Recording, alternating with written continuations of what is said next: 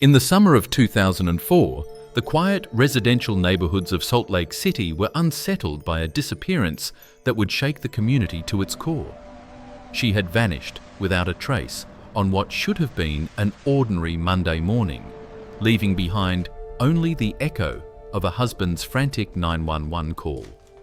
But 3 days later, when Detective Sarah Chen stumbles upon inconsistencies that don't align with a simple missing person case, she uncovers a truth so twisted it would unravel the very fabric of what the community believed about marriage trust and the most horrifying revelation imaginable. The call came in at 10:47 a.m. on July 19th. Mark Hacking's voice trembled through the phone lines as he reported his wife missing to emergency dispatch. 27-year-old Laurie Hacking had left for her regular morning jog at 6 a.m. sharp, he explained, following the same route she took every day through Memory Grove Park. She always returned by 8, always. "She's 5 months pregnant," Mark's voice cracked. She wouldn't leave. Something's happened to her." The dispatcher's fingers flew across the keyboard, logging details that would later prove crucial. Mark described his wife's routine with precision: the grey running shorts, the university t-shirt, the worn Nikes she refused to replace. He knew her route by heart, he said. 7 blocks north through the park's winding trails, then back along the tree-lined streets where morning shadows still clung to the sidewalks.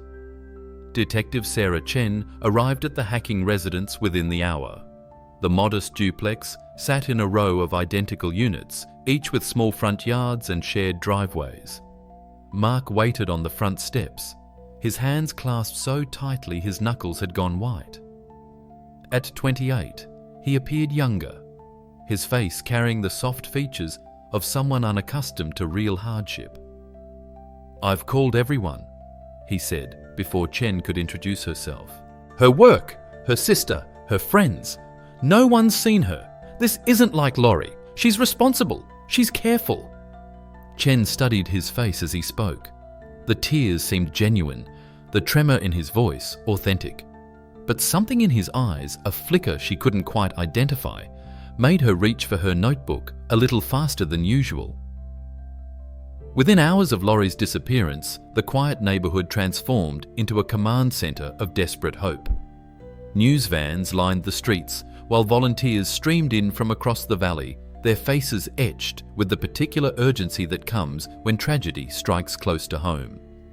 Chen watched the organized chaos unfold, taking careful note of who stepped forward to help and who hung back in the shadows. "Poor Mark," said Mrs. Dolores Patterson, appearing at Chen's elbow with a thermos of coffee and an expression of maternal concern. The 62-year-old woman lived in the duplex, adjacent to the Hackings, separated only by a thin shared wall. Her grey hair was perfectly styled despite the early hour, and her floral house dress looked freshly pressed. "I heard him calling for her this morning around 9. Just heartbreaking." Mrs. Patterson had already organised 3 search parties before Chen arrived. She'd posted flyers, contacted local media, and somehow managed to coordinate with the Park Service to ensure every trail would be covered. Her efficiency was remarkable, Chen noted, for someone who claimed to be just a neighbour. "You seem to know the family well," Chen observed, watching as Mrs. Patterson directed a group of volunteers toward the eastern trails. "Oh, we're very close. These walls are paper thin, you understand. I hear everything, the television conversations, even their morning routines." Mrs. Patterson's smile was warm, grandmotherly. Laurie always left for her run at exactly 6 a.m. Precisely. That girl could set her watch by the sunrise. The search spread outward in concentric circles. University students combed through dense underbrush along the creek bed. Local runners retraced Laurie's usual route, calling her name into the morning air. Dog teams sniffed through the park's darkest corners, where the summer sun couldn't penetrate. Mark remained at the house, accepting casseroles and condolences with hollow-eyed gratitude. Every few minutes, he'd check his phone, hope flickering across his features, before disappointment settled back in. "She was so excited about the baby," he told Chen during a brief interview. "We'd been trying for 2 years. This was our miracle." Chen scribbled notes, but her attention kept drifting to Mrs. Patterson, who seemed to materialize whenever Mark spoke, always with another helpful suggestion or comforting word. By evening, the local news crews had arrived in full force. Mark stood before the cameras with the practiced composure of someone who understood the importance of public appeals. His hair was combed, his shirt clean, and pressed details that struck Chen as oddly meticulous for a man whose pregnant wife had been missing for 12 hours. "Laurie, if you can hear this, please come home," Mark said, his voice breaking at precisely the right moment. "We love you. The baby needs you. I need you." Tears tracked down his cheeks as he held up a recent photograph of his wife, her hand resting protectively over her rounded belly. The performance was flawless. Too flawless, Chen thought, watching from behind the camera crew. She'd seen hundreds of these appeals over her 15-year career, and something about Mark's delivery felt rehearsed, as if he'd practiced the cadence of grief. After the cameras left, Chen sat across from Mark in his living room. The space was immaculate. No dishes in the sink, no scattered newspapers, no evidence of the morning panic one might expect. Even the couch cushions appeared recently fluffed. "Tell me about yesterday evening." Chen began, her pen poised over her notepad. "We had dinner around 7. Laurie made her famous lasagna. Well, she tried. The pregnancy has made cooking difficult for her." Mark's smile was fond, but it didn't reach his eyes. "She went to bed early. Around 9, I think. She's been tired lately." "And you?" "I stayed up watching television, The Late Show, then some movie. I came to bed around midnight." Chen made notes, then looked up. "What movie?" Mark's pause lasted a beat too long. Honestly, I can't remember. Some action thing. I wasn't really paying attention. Your neighbour, Mrs. Patterson, mentioned hearing you call for Laurie around 9 this morning, but you didn't call 911 until almost 11. Can you explain that delay?" Another pause. Mark's hands fidgeted with his wedding ring. "I thought maybe she'd stopped at the store or run into a friend. Laurie's social. She loses track of time when she's talking." But Chen had already spoken to the store clerks and canvassed the route. No one had seen Laurie hacking that morning. No one at all. The next morning brought Chen's first real breakthrough, though it came wrapped in confusion rather than clarity. She'd spent the night reviewing Mark's statement, circling inconsistencies, and noting the peculiar precision of his memory about some details, while others remained frustratingly vague. Her phone rang at 7 a.m. sharp. "Detective Chen. This is Emma Ramirez, Laurie's sister. I need to talk to you."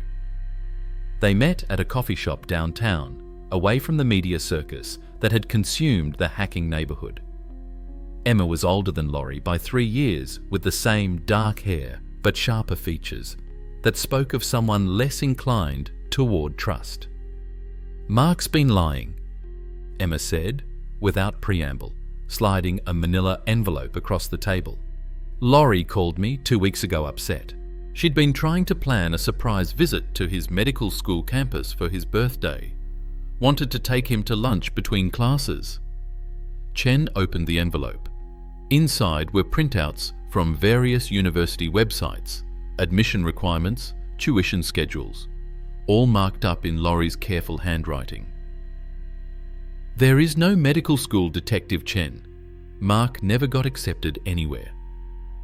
Laurie spent 3 days calling admissions officers, Johns Hopkins, University of Utah, even schools he'd never mentioned. Nothing. The revelation hit Chen like cold water. Did she confront him?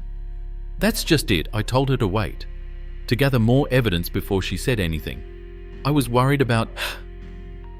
Emma's voice dropped. "Mark has a temper.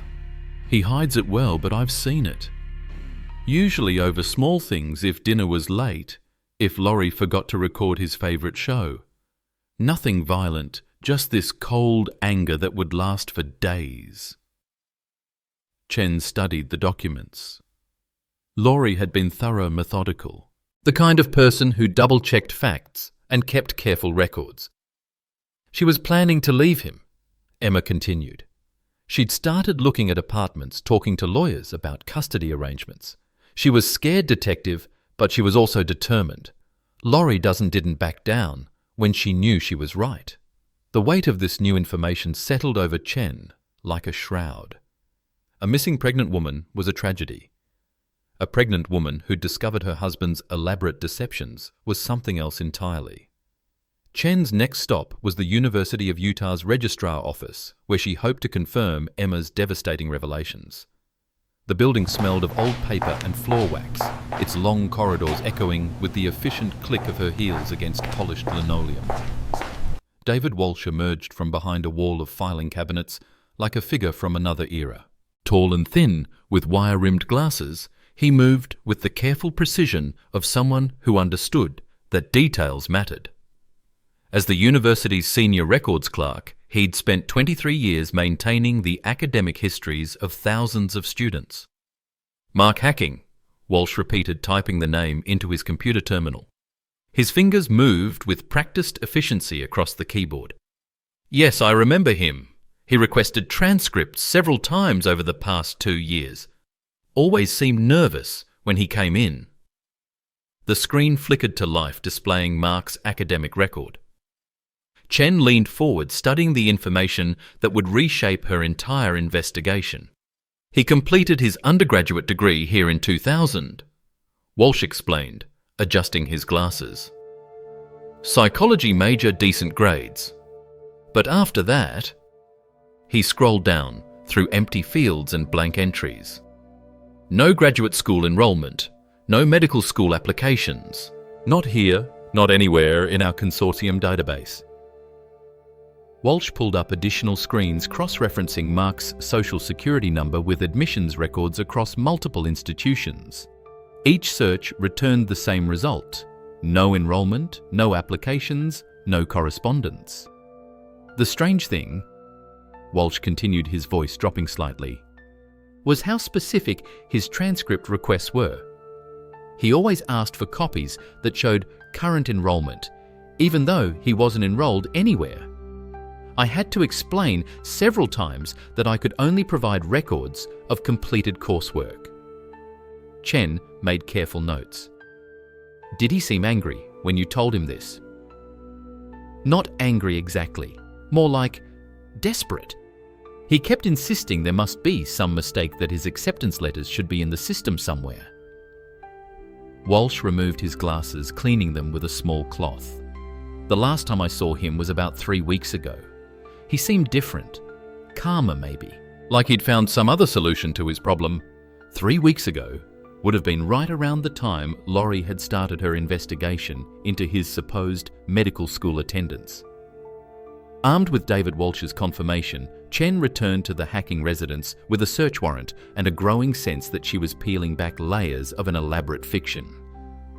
The house that had seemed merely tidy during her first visit now revealed itself as something more calculated, a stage set dressed for a performance that had been running for years. In Mark's home office, Chen discovered a filing cabinet that told the story of systematic deception. Fake acceptance letters, meticulously forged on university letterhead. Enrollment confirmations that listed courses Mark had never taken. Even fabricated class schedules complete with professor names and room numbers designed to explain his daily absences from home. "My God," whispered Officer Martinez, Chen's partner, as he held up a stack of phony transcripts. "How long has this been going on?" Chen was examining Mark's computer when she found the browser history that made her stomach turn. Multiple searches for medical school acceptance requirements, forging university documents, and most disturbingly, how long before missing person declared dead. The searches dated back 6 months. While Chen worked through the evidence, Mark's co-worker Jake Morrison arrived at the house uninvited. Morrison was a stocky man in his early 30s with intense dark eyes that seemed to track Chen's every movement. "I heard about the search warrant on the news." Morrison said, his voice tight with what sounded like barely contained anger. "This is insane.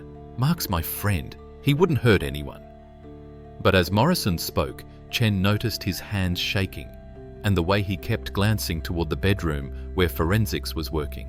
When she asked about his relationship with Laurie, his answers came too quickly, too defensively. "We were friends. All of us worked together at the sporting goods store.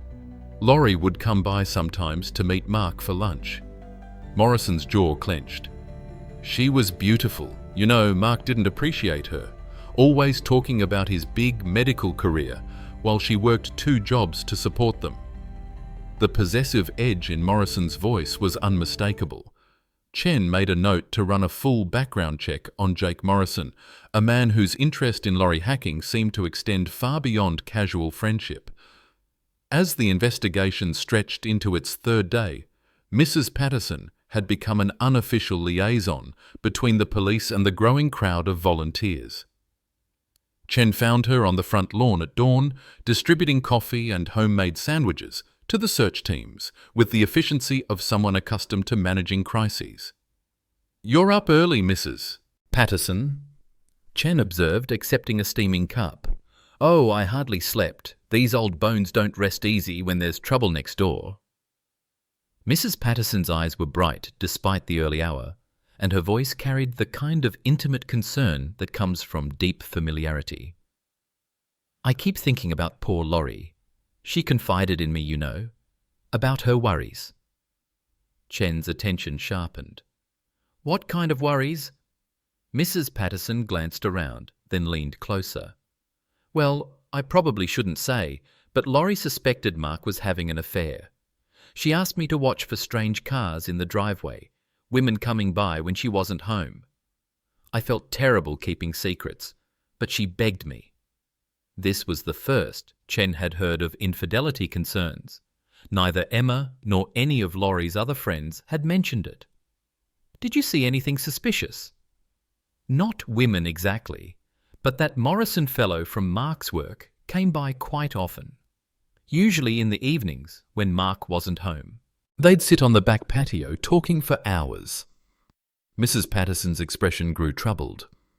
Laurie seemed nervous around him lately. She mentioned he'd been calling too much, showing up unannounced. Chen made careful notes. Morrison's obsessive behaviour was becoming a pattern. "The morning Laurie disappeared," Mrs. Patterson continued, "I heard raised voices around 5:30 a.m. Through the wall, you understand. I couldn't make out words, but the tone was intense. Then it went quiet. Too quiet." This contradicted Mark's timeline entirely. He'd claimed Laurie left peacefully for her run at 6 a.m. while he was still sleeping. "Mrs. Patterson, you've been incredibly helpful. Your observations about the household routines, the visitors, even the timing, you notice everything."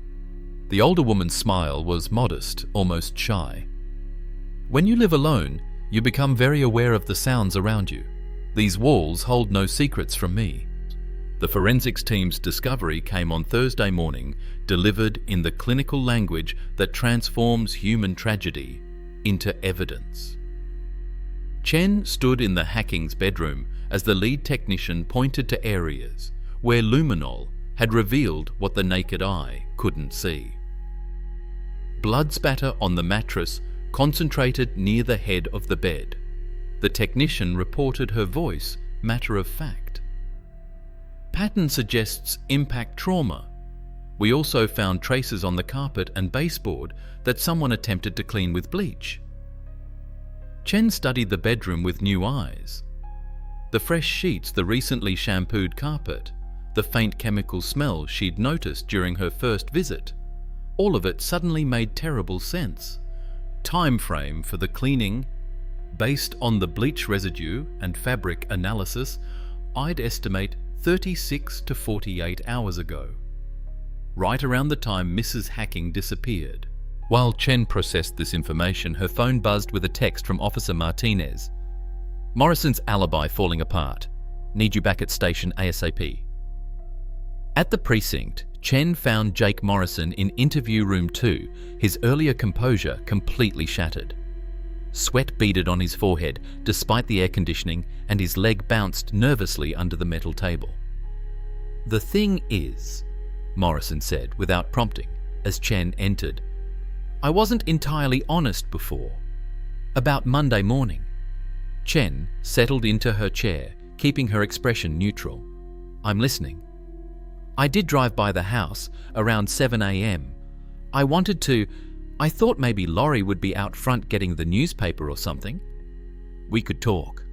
His words tumbled out faster now. "But I saw Mark loading something into his car. Something heavy wrapped in a tarp." Chen's pulse quickened. "What kind of something?" Morrison's hands clenched and unclenched on the table. "I don't know. Maybe furniture, maybe. God, maybe it was her.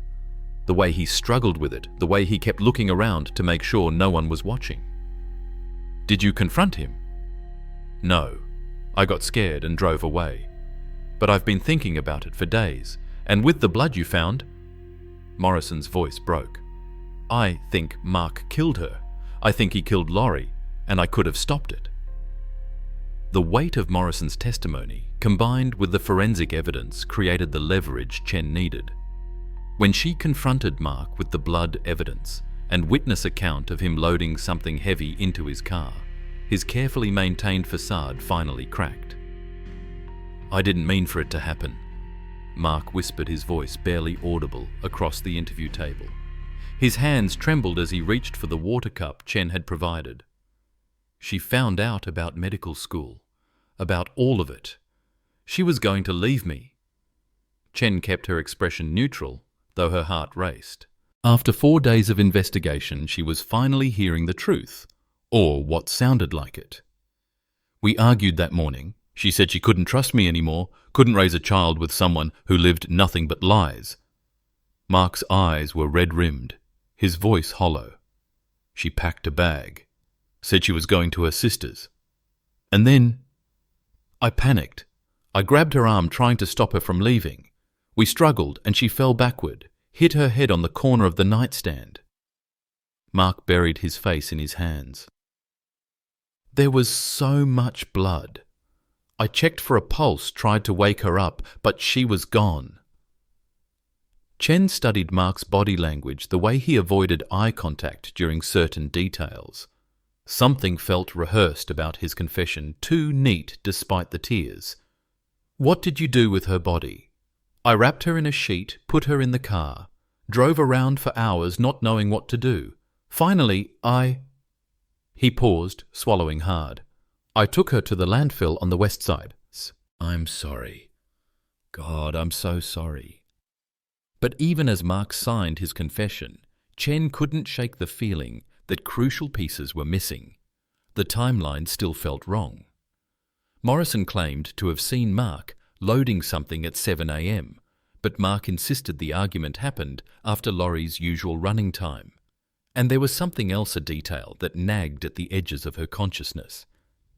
Mrs. Patterson had mentioned hearing voices at 5:30 a.m, a full 30 minutes before Mark claimed Laurie even woke up.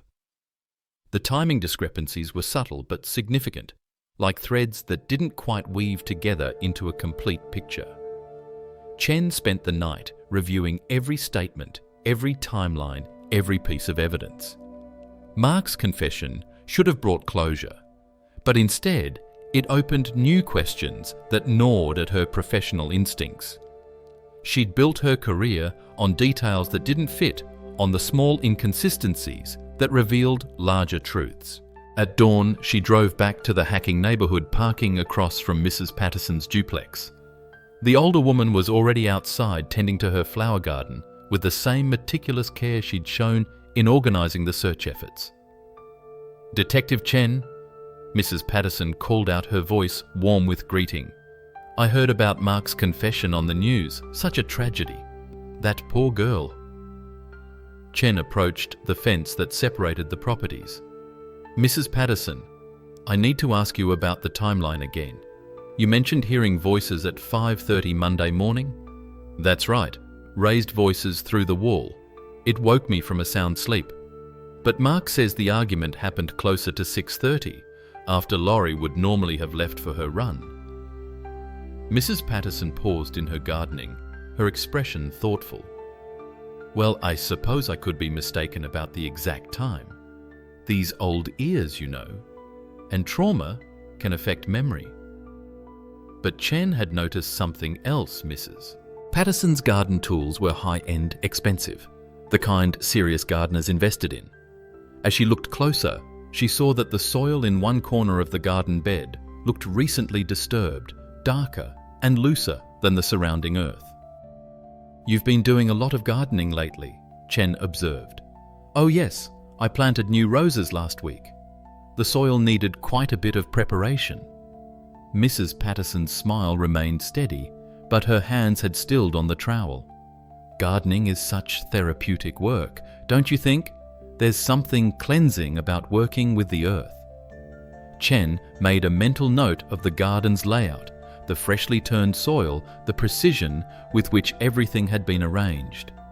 She was beginning to recognize a pattern, the helpful neighbor who knew everything, who had guided the investigation at every turn, who had provided just enough information to keep suspicion focused elsewhere.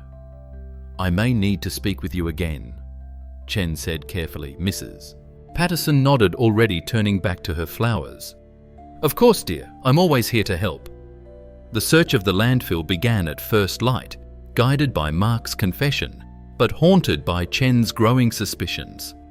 As the excavation team worked through layers of refuse, Chen found herself studying every detail of Mrs. Patterson's previous statements, looking for the invisible threads that connected her helpful observations to the crime itself. Her breakthrough came not from the dig site, but from a phone call to David Walsh at the University Registrar's office. "Detective Chen, I've been thinking about our conversation regarding Mark hacking." Walsh said, his voice carrying the excitement of someone who'd solved a puzzle. "I pulled all the requests for his transcripts over the past 2 years, and there's something odd. 3 of the requests weren't made by Mark at all." Chen's pulse quickened. "Who made them?" "A woman named Dolores Patterson. She claimed to be helping Mark with his applications, said he was too nervous to come in person. She knew his social security number, his mother's maiden name, all the security information." The pieces clicked into place with terrifying clarity. Mrs. Patterson hadn't just been watching the hackings through thin walls, she'd been actively involved in Mark's deception, possibly even orchestrating it. When was the last request? 2 weeks ago.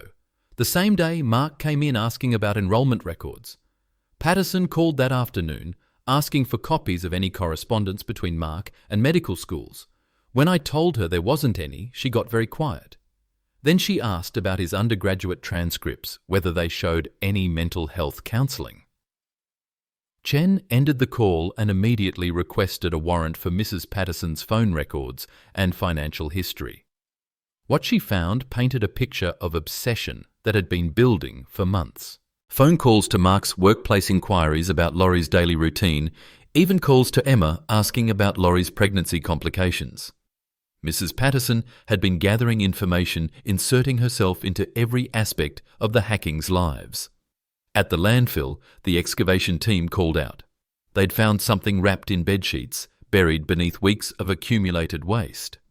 But as Chen stared at the remains, she realized that Mark's confession, while containing elements of truth, had been carefully crafted to protect someone else.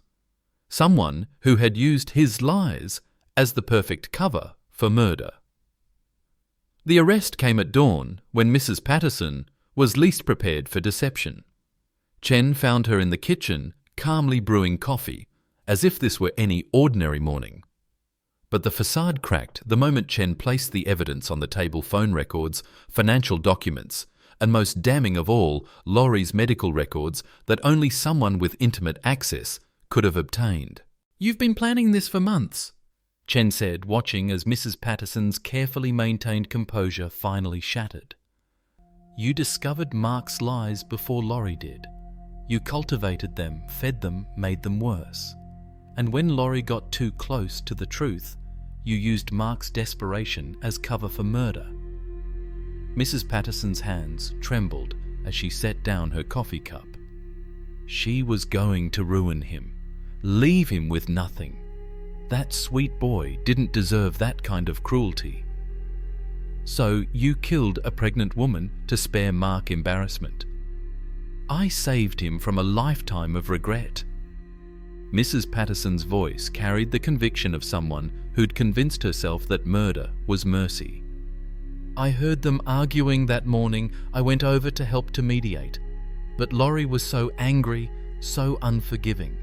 When she fell, when she hit her head, I saw it as providence. The confession spilled out in fragments how she'd convinced Mark that he'd killed his wife in their struggle, how she'd helped dispose of the body while he was paralyzed with shock and guilt. She'd orchestrated every detail of the investigation afterward, feeding information to Chen that would confirm Mark's version of events while eliminating her own presence from the timeline. As they led Mrs. Patterson away, Chen looked back at the duplex where Laurie Hacking had spent her final moments. The real journey was just beginning for the legal system that would seek justice for Mark, who would spend years unraveling the manipulation that had defined his recent life, and for a community that had learned how evil could hide behind the most caring facade. In the end, that was the lesson: predators don't always announce themselves with violence and threats. Sometimes they arrive with casseroles and concern with helpful suggestions and watchful eyes. But Laurie's legacy would endure in the legislation that bore her name, ensuring that other victims might find justice more swiftly. As Chen drove away from the scene, she thought about the thin walls that had revealed so many secrets. Evil might hide behind familiar faces, but truth, given enough time and careful attention, always finds a way to surface. Thank you for listening to Brody's Stories. Until we meet again.